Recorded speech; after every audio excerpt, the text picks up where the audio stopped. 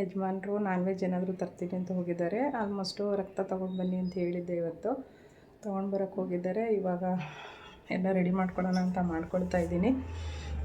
ನೋಡೋಣ, ಇವತ್ತು ಸಂಡೇ ಆದರೂ ತುಂಬಾ ಕೆಲಸ ಇದೆ. ದಿನಸಿ ಸಾಮಾನೆಲ್ಲ ತೊಗೊಂಡು ಬಂದಿದ್ದೀವಿ. Hi friends, welcome back to Yamuna Manjunath YouTube channel. ಇವತ್ತು ವೀಡಿಯೋನ ಸ್ವಲ್ಪ ಬೇಜಾರಲ್ಲೇ ಮಾಡ್ತಾಯಿದ್ದೀನಿ, ಯಾಕಂದರೆ ವಾಯ್ಸ್ ಓವರ್ ಕೊಡಬೇಕಾದ್ರೆ ನನಗೇ ತುಂಬಾ ಬೇಜಾರು ಅನ್ನಿಸ್ತು. ಕಾರಣ ಏನು ಅಂತ ನಾನು ವೀಡಿಯೋ ನೋಡ್ತಾ ಹೋಗಿ ಹೇಳ್ತೀನಿ. ಇವತ್ತು ಬೆಳಗ್ಗೆ ತಿಂಡಿಗೆ ನಾನು ಲಾಕಿನ ಮಾಡಿಕೊಂಡೆ. ಲಾಕಿ ಅಂದರೆ ಗೊತ್ತಿರುತ್ತೆ ಅಂದ್ಕೊಳ್ತೀನಿ, ರಕ್ತದ ಪಲ್ಯ ಮಾಡೋದು. ಇದು ಮಾಡ್ಕೊಳ್ಳೋದು ತುಂಬಾ ಈಸಿ, ಹಾಗೆಯೇ ಹೆಲ್ತಿಗೆ ತುಂಬಾ ಒಳ್ಳೆಯದು, ಹೃದಯಕ್ಕಂತೂ ತುಂಬ ಒಳ್ಳೆಯದು ಅಂತ ಹೇಳ್ತಾರೆ. ಇದನ್ನು ಮಾಡ್ಕೊಳ್ಳೋದು ಹೇಗೆ ಅಂತ ನಾನು ನಿಮಗೆ ಹೇಳ್ತಾ ಹೋಗ್ತೀನಿ. ಸಣ್ಣಗೆ ಈರುಳ್ಳಿ ಮೆಣಸಿನ್ಕಾಯಿ ಹೆಚ್ಕೋಬೇಕು. ಸ್ವಲ್ಪ ಶುಂಠಿ ಬೆಳ್ಳುಳ್ಳಿ ಪೇಸ್ಟ್ ರುಬ್ಬಿಟ್ಕೊಳ್ಳೋಣ.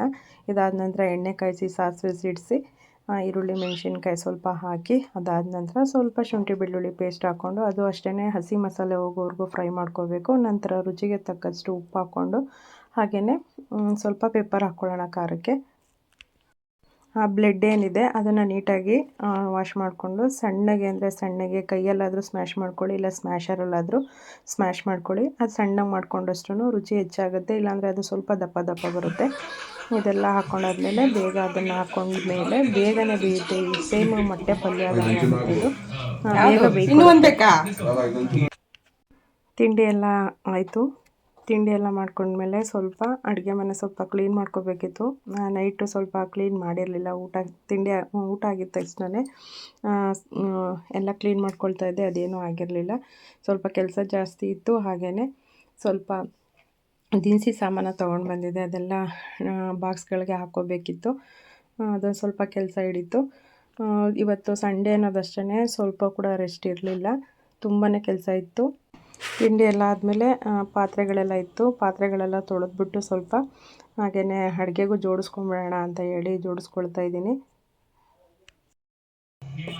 ನಾನು ಸ್ಟಾರ್ಟಿಂಗಲ್ಲಿ ಹೇಳಿದೆ ಏನಕ್ಕೆ ಸ್ವಲ್ಪ ವೀಡಿಯೋ ಮಾಡಬೇಕಾದ್ರೆ ವಾಯ್ಸ್ ಕೊಡಬೇಕಾದ್ರೆ ನನಗೆ ಸ್ವಲ್ಪ ಬೇಜಾರಾಯಿತು ಅಂತ ಹೇಳಿದ್ದು. ಸ್ವಲ್ಪ ಜನ ಸಬ್ಸ್ಕ್ರೈಬ್ ಆಗ್ತಾಯಿದ್ದಾರೆ, ಸ್ವಲ್ಪ ಜನ ಸಬ್ಸ್ಕ್ರೈಬ್ ಮಾಡಿಕೊಂಡು ತಿರ್ಗಿ ಆಮೇಲೆ ಅನ್ಸಬ್ಸ್ಕ್ರೈಬ್ ಮಾಡ್ಕೊಳ್ತಾ ಇದ್ದಾರೆ. ಯಾಕೆ ಅಂತ ಗೊತ್ತಿಲ್ಲ.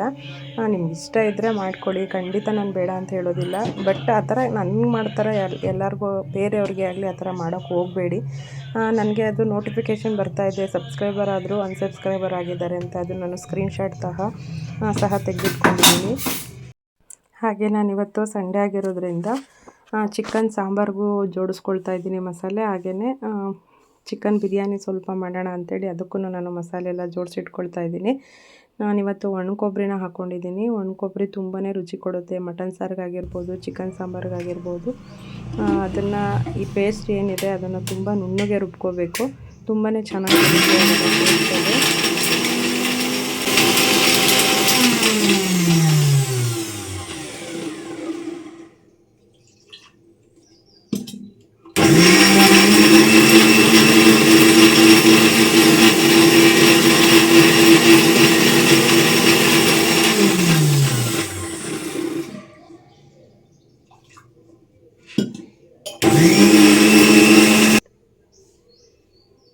ಸ್ವಲ್ಪ ಬಿರಿಯಾನಿ ಮಾಡೋಣ ಅಂತ ಹೇಳ್ಬಿಟ್ಟು ಬೆಳ್ಳುಳ್ಳಿ, ಶುಂಠಿ ಹಾಗೆ ಚಕ್ಕೆ ಲವಂಗ ಇಷ್ಟು ಹಾಕ್ಕೊಂಡು ರುಬ್ಬಿಟ್ಕೊಂಡಿದ್ದೀನಿ.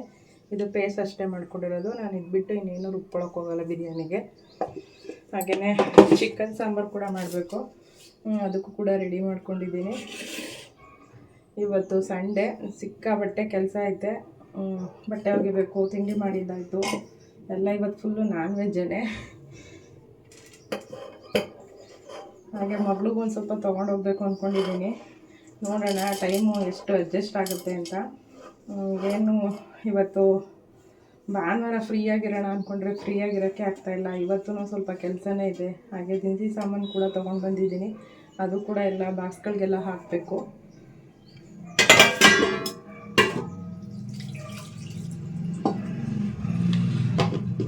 ಅದಕ್ಕೆ ಫಸ್ಟು ಅಡುಗೆ ರೆಡಿ ಮಾಡಿಟ್ಕೊಂಡ್ರೆ ಆಮೇಲೆ ನಿಧಾನಕ್ಕೆ ಮಾಡ್ಕೋಬೋದು. ಅದಕ್ಕೋಸ್ಕರ ಇವಾಗೆಲ್ಲ ರೆಡಿ ಮಾಡಿಕೊಂಡು ಸ್ವಲ್ಪ ಮೋಡ ಬೇರೆ, ಬಟ್ಟೆ ಬೇರೆ ಒಗಿಬೇಕು. ನೋಡೋಣ.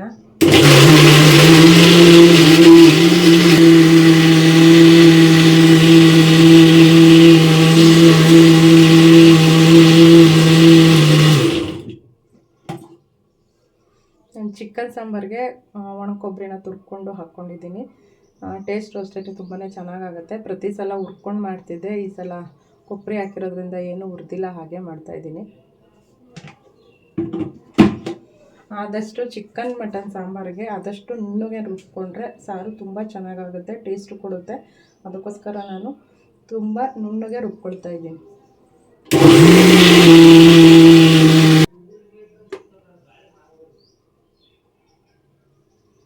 ತುಂಬ ನುಣ್ಣಗೆ ರುಬ್ಕೊಂಡಿದ್ದೀನಿ.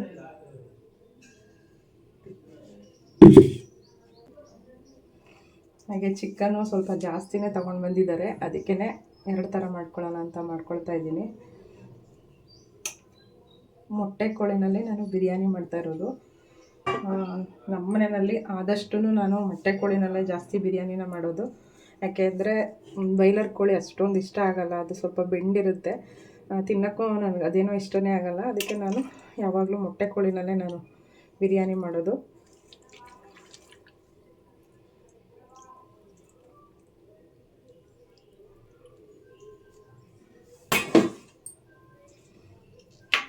ಸಾಂಬಾರಿಗೆ ಎಷ್ಟು ಬೇಕೋ ಅಷ್ಟನ್ನು ತೆಕ್ಕೊಂಡ್ಬಿಡ್ತೀನಿ. ಆಮೇಲೆ ಬಿರಿಯಾನಿಗೆ ಎಷ್ಟು ಬೇಕೋ ಅದನ್ನು ಹಾಕ್ತಾಯಿದ್ದೀನಿ. ಕೋಳಿ ಮೊಟ್ಟೆ ಏನಿದೆ ಅದೆಲ್ಲ ನಾನು ಸಾಂಬಾರಿಗೆ ಹಾಕ್ತಾಯಿದ್ದೀನಿ. ತಲೆ ಮತ್ತು ಕಾಲು.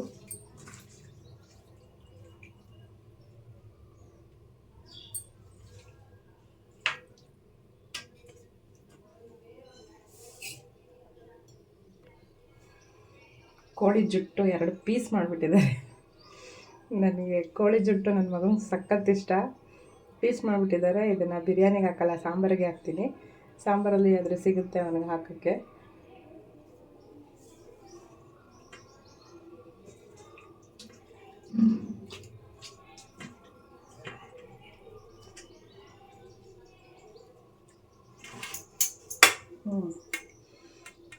ಮೊಟ್ಟೆ ಇರೋದೆಲ್ಲ ಬಿರಿಯಾನಿಗೆ.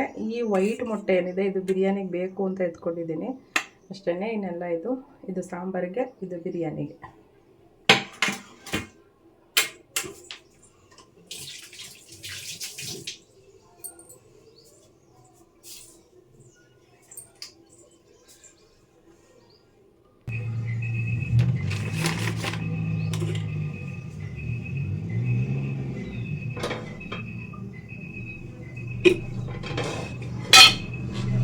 ಎಣ್ಣೆ ಸ್ವಲ್ಪ ಜಾಸ್ತಿ ಹಾಕ್ಬಿಟ್ಟಿದ್ದೀನಿ, ಯಾಕೆಂದರೆ ಇದು ಸ್ವಲ್ಪ ಬಲ್ತ್ಬಿಟ್ಟಿದೆ ಕೋಳಿ.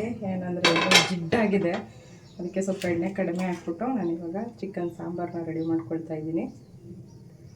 ನಾಳೆ ತಿಂಡಿಗೆ ದೋಸೆಗೆ ಹಾಕೋಣ ಅಂತ ಹೇಳಿ ದೋಸೆಗೆ ಅಕ್ಕಿ, ಉದ್ದಿನಬೇಳೆ, ಕಡಲೆಬೇಳೆ, ಸ್ವಲ್ಪ ತೊಗರಿಬೇಳೆ, ಆಮೇಲೆ ಸ್ವಲ್ಪ ಅವಲಕ್ಕಿ, ಸ್ವಲ್ಪ ಮೆಂತ್ಯ ಇಷ್ಟನ್ನು ನಾನು ನೆನೆಸಿಟ್ಕೊಳ್ತಾ ಇದ್ದೀನಿ. ನಾನು 2 ಪಾವ್ ಅಷ್ಟೇ ಇಲ್ಲಿ ದೋಸೆಗೆ ಅಕ್ಕಿ ನೆನೆಸ್ತಾ ಇರೋದು. ಒಂದು ಕಡೆ ಬಿರಿಯಾನಿಗೆ ಇಟ್ಟಿದ್ದೀನಿ, ಇನ್ನೊಂದು ಕಡೆ ಸಾಂಬಾರು ಆಲ್ರೆಡಿ ಕುದೀತಾ ಇದೆ. ಈಗ ಫಸ್ಟ್ ಅದು ವಿಷಲ್ ಹೊಡೆಸ್ಕೊಂಡು ಇಲ್ಲದ ಕೆಲಸ ಮುಗಿಸ್ಕೊಂಡ್ರೆ ನನಗೆ ಇವಾಗ ಬೇಗ ಕೆಲಸ ಮಾಡ್ಕೊಳಕ್ಕೆ ಸರಿ ಹೋಗುತ್ತೆ. ನೋಡಿ, ಸಂಡೇ ಆದ್ರೂ ತುಂಬಾ ಕೆಲಸ ಇದೆ. ಆಗಲೇ ಒಂದು ಟ್ರಿಪ್ ಪಾತ್ರೆ ತೊಳೆದಿದ್ದೀನಿ, ಇನ್ನೂ ಪಾತ್ರೆ ಇದೆ. ಶೆಲ್ಫ್ ಎಲ್ಲ ಕ್ಲೀನ್ ಮಾಡಬೇಕು, ಎಲ್ಲ ಗಲೀಜಾಗೇ ಇದೆ. ಇವತ್ತೆಲ್ಲ ಲೇಟಾಗಿ ಎದ್ದಿದ್ರದಿಂದ ಏನು ಕೆಲಸ ಕೂಡ ಆಗಿಲ್ಲ. ತುಂಬಾ ಗಲೀಜಾಗಿದೆ ಶೆಲ್ಫೆಲ್ಲ, ಇವಾಗೆಲ್ಲ ಕ್ಲೀನ್ ಮಾಡ್ಕೋಬೇಕು.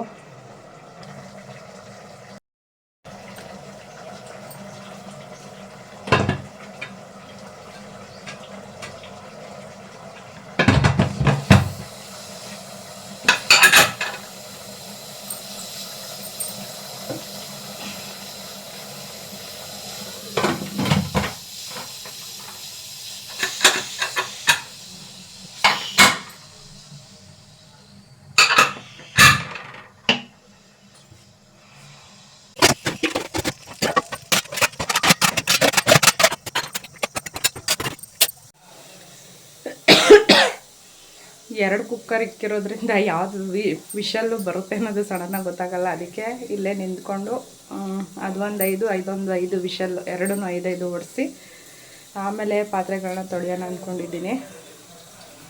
ನೋಡಿ, ನಮ್ಮ ಮನೆ ಎಷ್ಟು ಚಿಕ್ಕದು, ಇವತ್ತು ಸ್ವಲ್ಪ ಗಲೀಜಾಗಿದೆ. ಇಷ್ಟೊಂದು ಗಲೀಜಾಗಿ ನಾನು ಇಟ್ಕೊಳ್ಳೋದಿಲ್ಲ. ಇಷ್ಟೊಂದು ಗಲೀಜಾಗಿ ಇಟ್ಕೊಳ್ಳಲ್ಲ ಅಂದರೆ ನನ್ನ ಮೇಲೆ ನನಗೆ ಕಾನ್ಫಿಡೆನ್ಸ್ ಇದೆ. ದಿನ ರಾತ್ರಿ ಹೊರಟೋಗ್ಬೇಕಾದ್ರೇ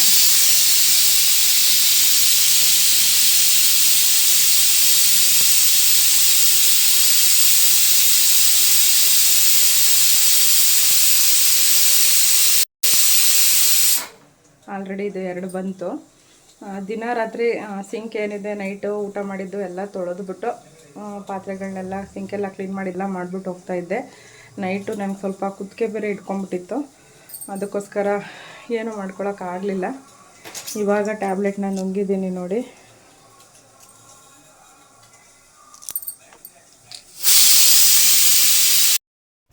ಎಷ್ಟು ಬೇಗ ಅಡುಗೆ ಮನೆ ಕ್ಲೀನ್ ಮಾಡ್ತೀನೋ ಅಂತ ಅಂದ್ಕೊಳ್ತಾ ಇರ್ತೀವಿ ಹೆಂಗಸ್ರುಗಳು. ಯಾಕೆಂದರೆ ಯಾರು ಬಂದರೆ ಹಿಂಗೆ ಏನಪ್ಪ ಇಟ್ಕೊಳ್ಳೋದು ಅಂತ ಹಂಗಸ್ಕೊತಾರೆ, ಅಥವಾ ಮನಸ್ಸಲ್ಲಾದರೂ ಅಂತಾರೆ ಅಂತ ಕಾರಣಕ್ಕೆ ಇರಪ್ಪ ಬೇಗ ಕ್ಲೀನ್ ಮಾಡ್ಕೊಳ್ಳೋಣ. ಅಡುಗೆದೆ ಕೆಲಸ ಎಲ್ಲ ಆಲ್ಮೋಸ್ಟ್ 90% ಎಲ್ಲ ಮುಗಿಸಿದ್ದೀನಿ. ಅದಕ್ಕೆ ಫಸ್ಟು ಎಲ್ಲ ಕ್ಲೀನ್ ಮಾಡ್ಕೊಂಬಿಡೋಣ ಅಂದ್ಬಿಟ್ಟು ಕ್ಲೀನ್ ಮಾಡ್ತಾಯಿದ್ದೀನಿ. ಅಡುಗೆ ಮನೆ ಎಷ್ಟೇ ಕ್ಲೀನ್ ಮಾಡಿದ್ರು ಯಾಕೆ ಗಲೀಜಾಗುತ್ತೆ ಅಂತಲೇ ಗೊತ್ತಾಗಲ್ಲ. ಹೆಂಗಸ್ರುಗಳಿಗೆ ಮೇಯ್ನು ಅಡುಗೆ ಮನೆ ತುಂಬ ನೀಟಾಗಿರಬೇಕು.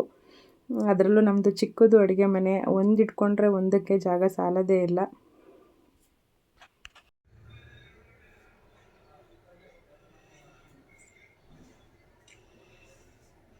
ಆಲ್ಮೋಸ್ಟು ನೀಟಾಗಿ ಕ್ಲೀನ್ ಮಾಡಿದ್ದೀನಿ ಅಂದ್ಕೊಳ್ತೀನಿ.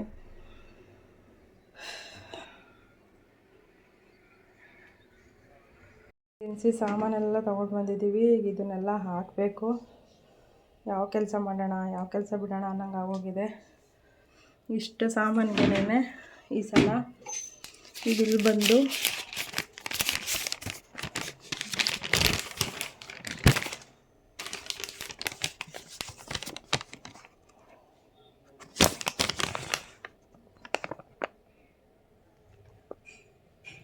₹5,242 ಆಗಿದೆ.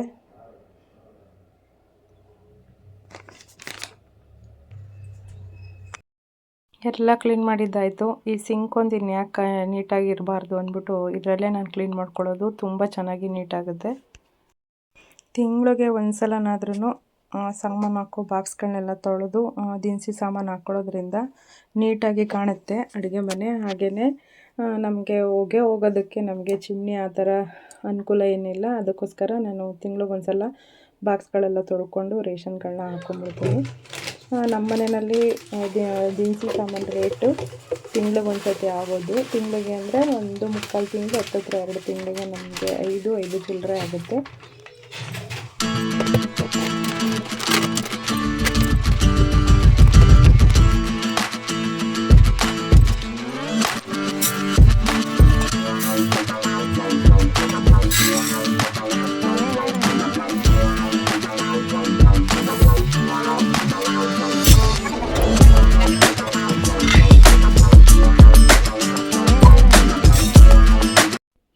ಅಕ್ಕಿ, ಗೋಧಿ ಹಸಿಟ್ಟು ಇದೆಲ್ಲ 5 kg ಬಾಕ್ಸ್ಗೆ ಹಾಕ್ಕೊಂಡು ಇಟ್ಕೊಂಡ್ಬಿಡ್ತೀನಿ. ಇನ್ನು ಮಿಕ್ಕಿದಂಥ ಪದಾರ್ಥಗಳು ದಿನಸಿ ಸಾಮಾನು ದಿನ ಯೂಸ್ ಮಾಡೋದು ಬಾಕ್ಸ್ಗಳಿಗೆಲ್ಲ ಹಾಕ್ಕೊಂಡು ಮಿಕ್ಕಿದ್ದು ದೊಡ್ಡದೊಂದು ಬಾಕ್ಸ್ಗೆ ಹಾಕ್ಬಿಟ್ಟು ಎತ್ತಿಟ್ಕೊಂಡ್ಬಿಡ್ತೀನಿ. ಇದೆಲ್ಲ ಆದ ನಂತರ ಲಾಸ್ಟಲ್ಲಿ ನೆಲ ಒರೆಸ್ಕೊಳ್ತಾ ಇದ್ದೀನಿ. ಈಗ ವಿಷಲ್ಲು ಆರಿರುತ್ತೆ ಚಿಕನ್ದು, ಬೆಂದಿದೆಯಾ ಇಲ್ವ ಅಂತ ನೋಡಿಕೊಂಡು ಅದಕ್ಕೆ ಇವಾಗ ನಾನು ಬಿರಿಯಾನಿಗೆ ಅಕ್ಕಿನ ಹಾಕಬೇಕು. ಅದಕ್ಕೆ ಇವಾಗ ನಾನು ರೈಸ್ ತೊಗೋತಾ ಇದ್ದೀನಿ. ಬಾಸುಮತಿ ರೈಸ್ ತೊಗೊಂಡಿದ್ದೀನಿ. ಇಂಡಿಯಾ ಗೇಟು ತುಂಬಾ ಚೆನ್ನಾಗಿರುತ್ತೆ. ನಾನು ಯಾವಾಗಲೂ ಇದನ್ನೇ ಯೂಸ್ ಮಾಡೋದು. ನಾನಿಲ್ಲಿ ಇದನ್ನೇ ಕೂಡ ಇಲ್ಲೂ ಕೂಡ ಮಾತಾಡಿರೋದು. ನನ್ನ ಮಗ ಹಾಡು ಹಾಕಿದ್ದ, ಅದನ್ನು ನಾನು ಕೇಳಿಸ್ಕೊಂಡು ಕಾಪಿ ರೇಟ್ ಬರುತ್ತೆ ಅಂತ ಹೇಳಿ ಮ್ಯೂಟ್ ಮಾಡಿದ್ದೀನಿ. ಆಲ್ರೆಡಿ ಅದು ಕುಕ್ಕಿಂಗ್ ಆಗಿದೆ ಚಿಕನ್ನು. ಈಗ ಅದರಲ್ಲಿ ನಾನು 2 ಗ್ಲಾಸ್ ಅಕ್ಕಿನ ಬಾಸುಮತಿ ರೈಸ್ನ ಹಾಕ್ಕೊಳ್ತಾ ಇದ್ದೀನಿ. ಇದನ್ನೆಲ್ಲ ಹಾಕ್ಕೊಂಡ್ಮೇಲೆ ತಿರ್ಗಾ ಒಂದೇ ವಿಷಲ್ಲು ನಾನು ಕೂಗಿಸೋದು. ಒಂದು ವಿಷಲ್ಗೆ ಅದು ಇವಾಗ ಕುಕ್ಕಿಂಗ್ ಆಗಿರುತ್ತೆ. ತುಂಬಾ ನಾವು ಅವಾಗ ಏನು ಕುಕ್ಕರ್ನ ಕೂಗಿಸಿದ್ವೋ ನಾವು ತುಂಬ ಚೆನ್ನಾಗಿ ಚಿಕನ್ನು ತುಂಬಾ ಚೆನ್ನಾಗಿ ಬೆಂದಿದೆ. ಒಂದ್ಸಲ ನೋಡಿದೆ ಬೆಂದಿರಲಿಲ್ಲ. ಇನ್ನೊಂದು 2 ವಿಷಲ್ಲು ಕೂಗಿಸಿದ್ದೀನಿ. ಈಗ ತುಂಬಾ ಚೆನ್ನಾಗಾಗಿದೆ. ಬಾಸುಮತಿ ರೈಸ್ನ ಒಂದು 5 ನಿಮಿಷ ನಾನು ನೆನೆಸಿಟ್ಕೊಳ್ತಾ ಇದ್ದೀನಿ. ಬಾಸುಮತಿ ರೈಸ್ನ ನೆನೆಸಿಟ್ಕೊಂಡು 5 ನಿಮಿಷ ಸಾಕು, ಜಾಸ್ತಿ ಬೇಡ. ಆಮೇಲೆ ಚಿಕನ್ ಏನು ಕುಕ್ಕರಲ್ಲಿ ಬೆಂದಿದೆ ಅದಕ್ಕೆ ಡೈರೆಕ್ಟಾಗಿ ತಣ್ಣೀರು ಹಾಕ್ಕೊಳ್ಳೋದು ಬೇಡ. ಅದಕ್ಕೋಸ್ಕರ ನಾನಿಲ್ಲಿ ಬಿಸಿನೀರನ್ನ ಅಳತೆ ಮಾಡಿ ಒಂದು ಬಟ್ಲಿನಲ್ಲಿ ಕಾಯಿಸ್ಬಿಟ್ಟು ಅದನ್ನು ಹಾಕ್ಕೊಳ್ತೀನಿ.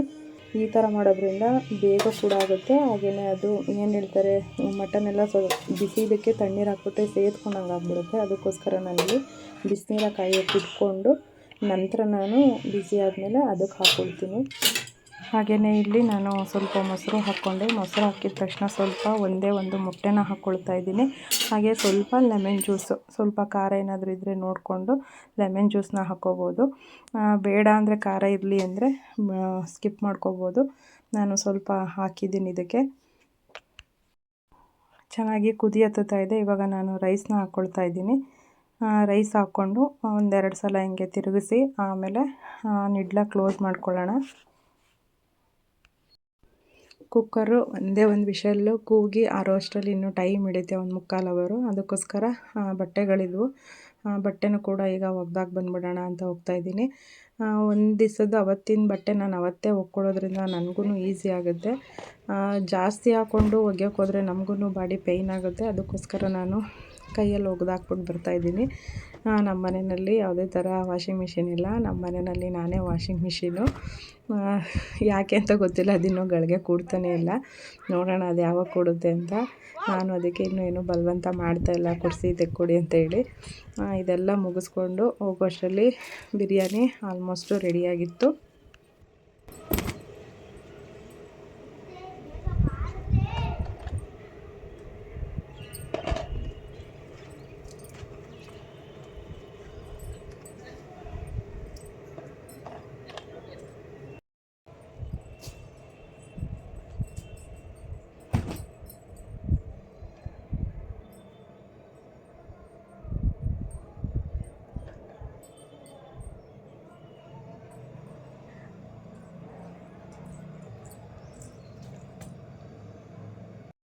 ನಾನು ಸ್ವಲ್ಪ ಲೇಟಾಗಿ ಎದ್ದಿದ್ದರಿಂದ ಸ್ವಲ್ಪ ಕೆಲಸಗಳೆಲ್ಲ ಲೇಟೇ ಆಯಿತು. ಒಂದೇ ಉಸಿರಿಗೆಲ್ಲ ಮಾಡ್ಕೊಳ್ಳೋಷ್ಟರಲ್ಲಿ ಸುಸ್ತು ಕೂಡ ಆಗೋಯಿತು. ಇವಾಗ ಎಲ್ಲ ಆಲ್ಮೋಸ್ಟು ಮುಗೀತು.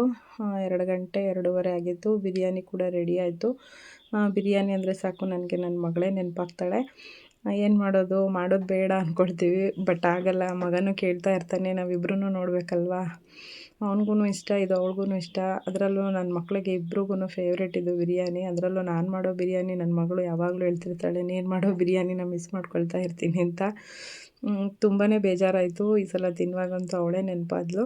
ಅಲ್ಲಿಗೆ ತೊಗೊಂಡು ಹೋಗೋಣ ಅಂತ ಅಂದ್ಕೊಂಡಿದ್ವಿ, ಬಟ್ ಆಗಲಿಲ್ಲ. ನನಗೆ ಕುತ್ತಿಗೆ ಇಟ್ಕೊಂಡಿರೋದ್ರಿಂದ ಹೋಗೋಕ್ಕಾಗಲೇ ಇಲ್ಲ. ತುಂಬಾ ಚೆನ್ನಾಗಾಗಿತ್ತು ಬಿರಿಯಾನಿ. ಹಾಗೆಯೇ ನನ್ನ ಚಾನಲ್ ಯಾರಾದರೂ ಸಬ್ಸ್ಕ್ರೈಬ್ ಮಾಡ್ದಲ್ಲೇ ನೋಡ್ತಾ ಇದ್ದರೆ ಪ್ಲೀಸ್ ಸಬ್ಸ್ಕ್ರೈಬ್ ಮಾಡ್ಕೊಂಡು ನೋಡಿ ಅಂತ ಹೇಳ್ತಾ ಇವತ್ತಿನ ವಿಡಿಯೋ ಇಷ್ಟೇ. ಮತ್ತೊಂದು ಒಳ್ಳೆಯ ವಿಡಿಯೋ ಜೊತೆ ನಾನು ನಿಮ್ಮನ್ನು ಭೇಟಿ ಆಗ್ತೀನಿ. ಅಲ್ಲಿವರೆಗೂ take care. Bye bye. Thank you for watching. Thank you so much. ನಗ್ತಾಯಿರಿ, ನಗಿಸ್ತಾಯಿರಿ.